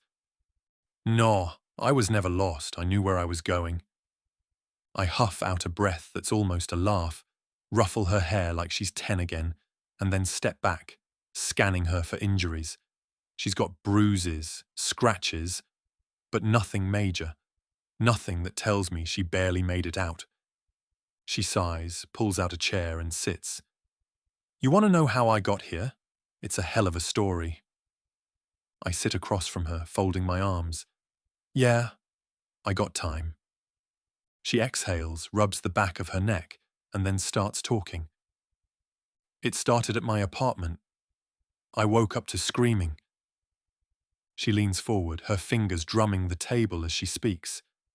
It wasn't just one person, it was a chorus. People were running outside, but when I looked out my window, I saw what they were running from. She swallows hard. The first wave. The berserkers. My gut tightens. She keeps going. They tore through the complex like animals. No, worse than animals, just ripping people apart. I knew I couldn't go out the front, so I grabbed my bag, my knives, baseball bat, and went straight for the fire escape. She flexes her fingers, remembering. I climbed down, dropped into the alley behind the building, and just ran. No plan, just moving. She looks at me. You ever feel like something is right behind you, even when you know there's nothing there? I nod. I know the feeling all too well. That's how it felt. She swallows, pushes on. I made it as far as Old Buckrow Road, before I ran into the second wave. Not just rages, something else. I lean forward. Chimeras? She shrugs. I don't know what to call them, but they were different. Their limbs were longer, their heads tilted too far to the side, like their bones weren't holding them upright, and their mouths. They didn't just bite. They split open, like something inside was waiting to crawl out. I clench my jaw. How did you get away? She smirks, taps the hilt of a knife strapped to her thigh. Wasn't easy. I had to be fast, had to use what I could. There were abandoned cars, old storefronts. I weaved through them, found an old gas station to hole up in. That's where I made my first real kill. She glances at me. It was messy. I nod. First kills always are. She keeps going. Eventually, I made it to King Street. I was trying to get to LaSalle, but the roads were blocked. She frowns, shaking her head like she still can't believe it. There was a horde, a massive one. No way through. I had to find another way. So, I crossed the street and hid in the air power park, she says. I freeze. She sees the look in my eyes and frowns. What? I shake my head, slow. I was there. Her eyes widen. No way. I was in one of the jets, apparently hiding from the same horde.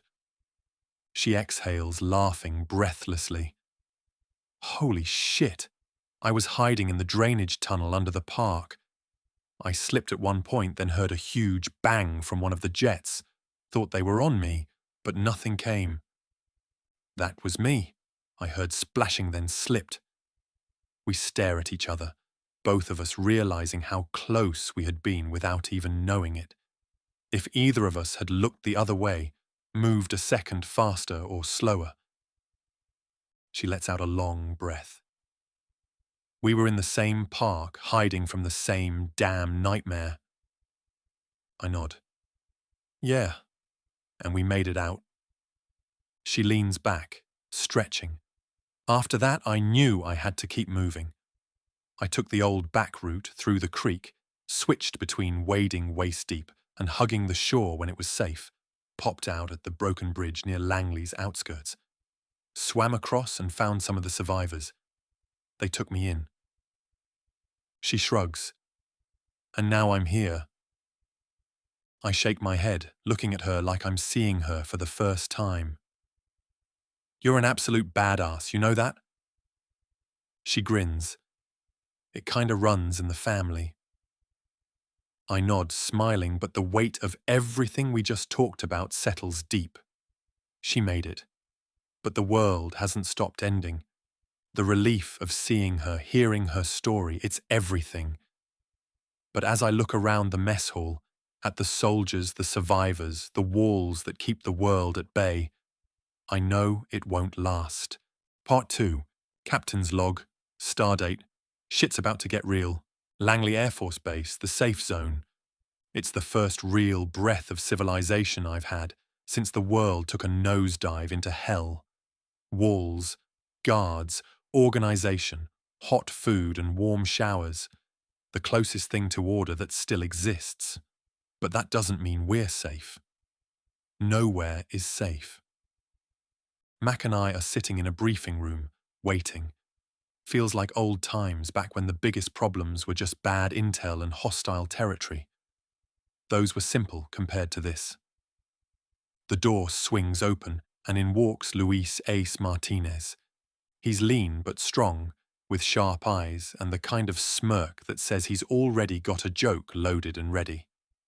His movements are quick, precise, the way medics tend to be. I clock him immediately. Former EMT probably ran with military units before things went sideways. Mac claps a hand on his shoulder. B, meet Ace. Ace sizes me up. The famous Brian Wolf. I arch an eyebrow. Famous? Mac grins. You're a goddamn legend around here. Chief Warrant Officer 3, multiple Black Ops deployments, ran security during the fall of Kabul, extracted hostages during the West African insurgency, single-handedly stopped a cartel coup in Venezuela. I hold up a hand. All right, let's not start tugging each other's dicks just yet. Ace snorts. I like this guy. Kai and Evelyn walked in next, carrying maps, reports, and satellite images of our next nightmare. Kai sets down the map, taps a finger against a marked location. Hampton Coliseum Central Shopping Centre. We've been in contact with a group of survivors trapped inside. They're running low on supplies, and they're completely surrounded. Evelyn leans forward. This isn't just about helping them. We need numbers, Wolf. The human race is bleeding out, and every single uninfected person matters. If we lose too many, there won't be enough of us left to keep going. I nod slowly. And between here and there? Mac exhales sharply. A whole lot of bad fucking news. He taps another part of the map. Before all this, Hampton had a population of over 137,000 people. He looks up. Now? We have to assume most of them are infected. I exhale. That's a lot of ragers. Kai continues. Your best shot is sticking to Tide Mill, Armistead, and Mercury Boulevard, cutting through the main routes where the population was lower. Avoid apartment complexes completely. Too exposed. Too many potential hordes. Ace crosses his arms. And what's our window? Evelyn shakes her head. There isn't one. The longer we wait, the worse their chances get. I rub my jaw, considering. Weapons, vehicles. Max smirks. We're going on foot. Less noise, fewer problems. Besides, we only have one vehicle here currently, so we don't want to lose it. Ace clicks his tongue. Yeah, because walking through an infested city sounds like a real fucking vacation. I look at the map again, let the numbers sink in. A whole city between us and them. That's a lot of ground, a lot of bodies, a lot of chances to die. I straighten up. All right, let's suit up. We leave in an hour. Mac grins. Ace sighs. Kai watches me carefully. We all know this is going to be a goddamn bloodbath. The world outside the walls of Langley is a black void, the kind of darkness that swallows everything whole. No streetlights, no hum of traffic. Just the wet scent of rain-soaked concrete and the distant creaks of a dead city settling into itself. We move like shadows, slipping out through a breach in the eastern perimeter. No vehicles, no radios, just boots on pavement and blades at the ready. Ace keeps his voice low as we crouch behind an abandoned sedan, scanning LaSalle Avenue. Remind me why we're not taking the fucking truck? Mac doesn't even look at him. You want to sound the dinner bell for every rager between here and Mercury? Be my guest. Ace sighs but shuts up. We take the first half slow, keeping tight to the bushes and creek, moving from cover to cover. Every step is calculated, every breath controlled.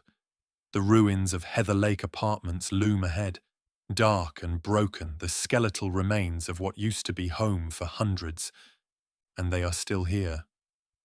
The first time I passed this place, there was at least 100 ragers, lurking in doorways, standing in the middle of the street, staring at nothing, waiting for something to stir them into motion.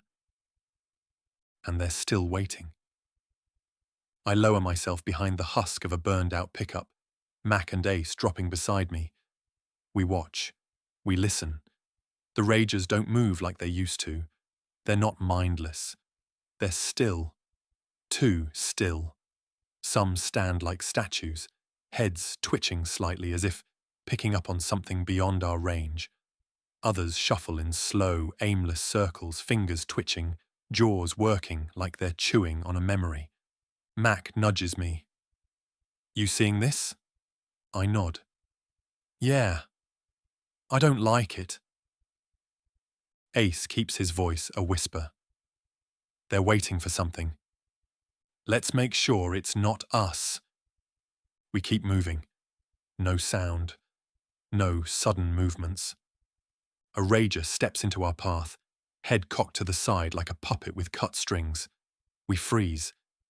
It doesn't seem to see us. Its bloodshot eyes glassy, vacant. Then its nostrils flare. Ace tenses beside me. Max slowly shifts his weight, preparing to lunge. I don't breathe. The rager exhales, a low, wheezing growl, then turns and walks away. We don't move until it's completely gone. Then slowly we slip past the horde, step by step, until we're in the clear. I don't look back. The houses along Tidemill Lane are abandoned, gutted, ruined. The street is an eerie tunnel of silence, shadows stretching long beneath the glow of a crescent moon. We move quickly, keeping to the sidewalks, avoiding debris that could give us away.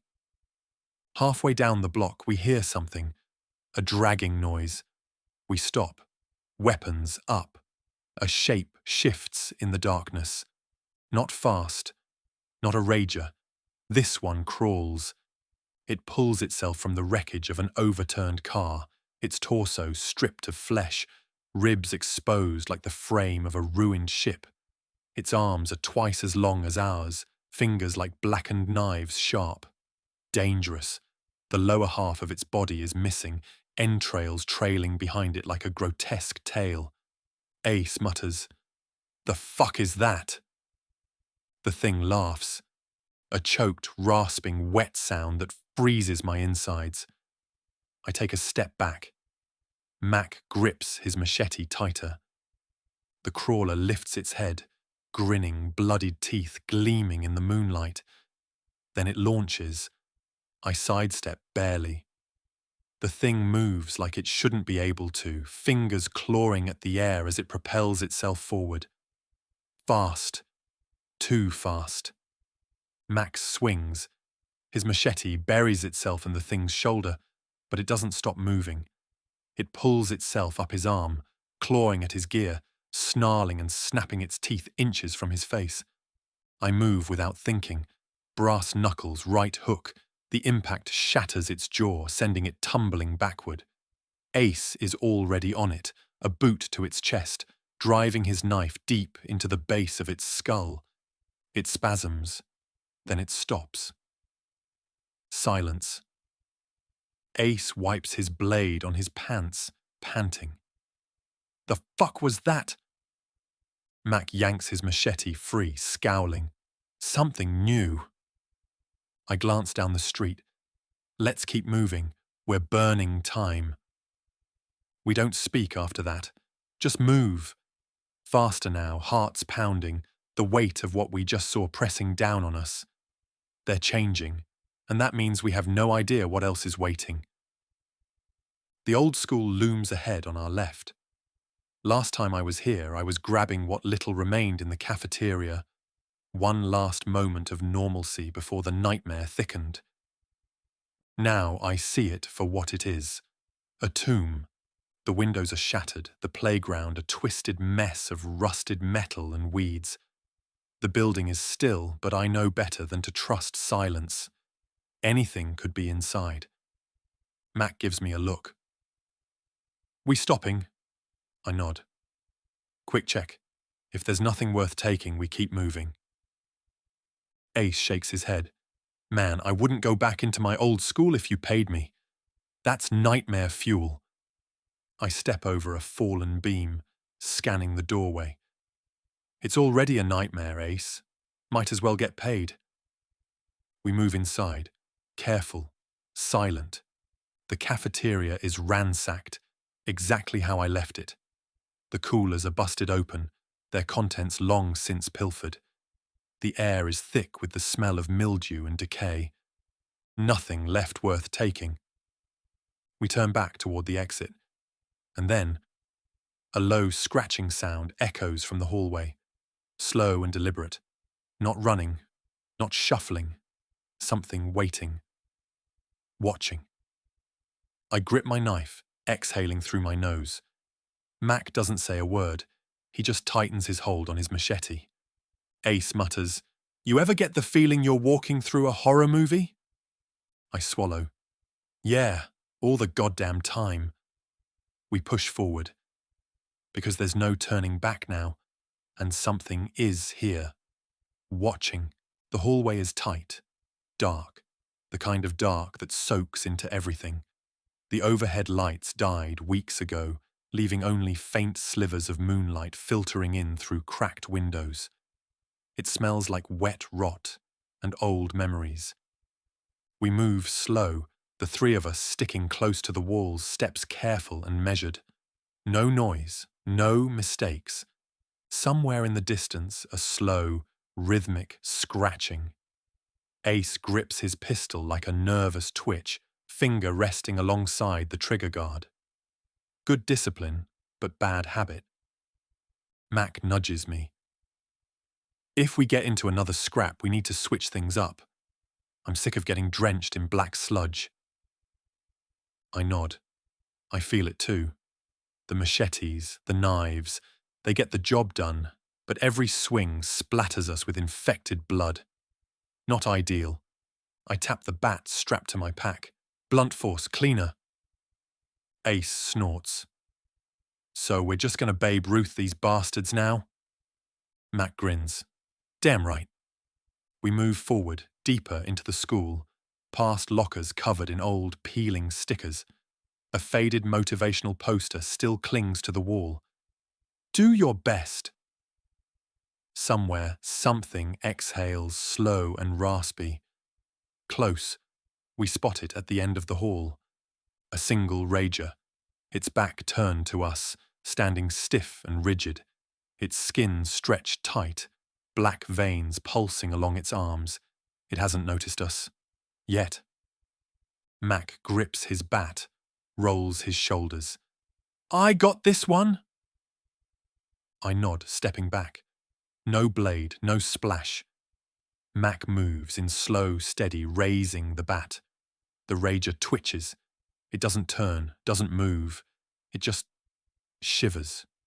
Mac swings. The bat connects hard, shattering the side of its skull with a thick, wet crunch. It doesn't scream. It just drops like a sack of bricks, twitching once, then still. Mac grins, tapping the bat against his palm. "Yeah, I like this." I step forward. "Let's keep moving. No noise." We push through a set of double doors and into the gymnasium. Bleachers collapsed, basketball hoop hanging loose, the smell of something dead and old. We take 5 steps inside before we hear it, skittering. I freeze. Mac stops. Ace tilts his head. "You hear that?" The skittering stops, then a sudden slam. The doors behind us burst open. Ragers, 3, maybe 4. No time to think, just move. I swing first, my bat catching one under the jaw, sending it sprawling.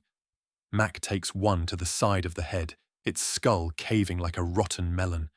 Ace plants his boot in another's gut, knocking it back before cracking it across the temple. The fourth one scrambles toward the ceiling. It fucking scrambles toward the ceiling. Like The Exorcist or something. "The fuck?" Ace shouts. It climbs fast, gripping the metal beams, twisting unnaturally. Mac doesn't hesitate. He hurls his bat. The impact knocks it loose, sending it crashing onto the bleachers, spine snapping with a sickening pop. It twitches once, then stops. Silence. We stand there, panting, the weight of what just happened settling in. Ace finally speaks. "Okay, yeah. The bats work, but I do not like those wall-crawling bastards." I wipe the handle against my sleeve, shaking my head. "Me neither." Mac exhales, stretching his shoulders. "If this was one of them books my ex used to read, this is where we would all let out a breath we hadn't noticed we were holding."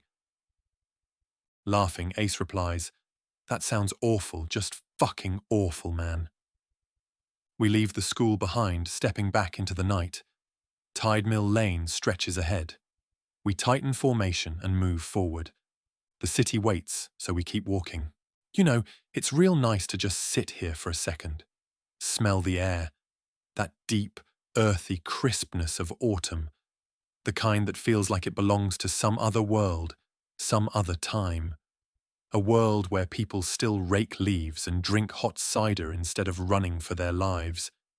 The lake's like glass, barely a ripple. Ducks floating along, no damn clue the world's gone to shit. A breeze kicks up, shakes the trees, sends a swirl of gold and red dancing through the air like a living oil painting. Hell, I can even hear kids laughing in the distance. Or maybe I'm imagining that part. Either way, it's peaceful. It's nice. And, well, then there's the guy's intestines strung up in that tree over there. Almost missed them, what with the way they blend so damn well with the autumn reds. Somebody really took their time with that too. Looped 'em over the branches, all careful-like, real deliberate. The ribs are hanging open like wind chimes, little flecks of meat still clinging on. Almost artful, if you ignore the whole human remains part. But hey, contrast is what makes life interesting, right? Anyway, break's over. I push myself up from the rock I'd been sitting on, giving the autumn masterpiece one last glance before moving on. Mac and Ace are already waiting a few yards ahead, backs to me, scanning the trees for any signs of movement. Mac tilts his head when I approach. Nice little moment of reflection. Something like that. I roll my shoulders. We moving or setting up a picnic? Ace gestures down the long stretch of Armistead Avenue, the morning light filtering through the trees, casting long gold streaks over the cracked asphalt. It's eerily empty. That alone puts me on edge. "Looks clear," Ace says, but his tone doesn't match the words. "Too clear." I nod. "Yeah. I don't like it. Let's move." We tighten formation, staying close to the shoulder of the road, weapons in hand but low.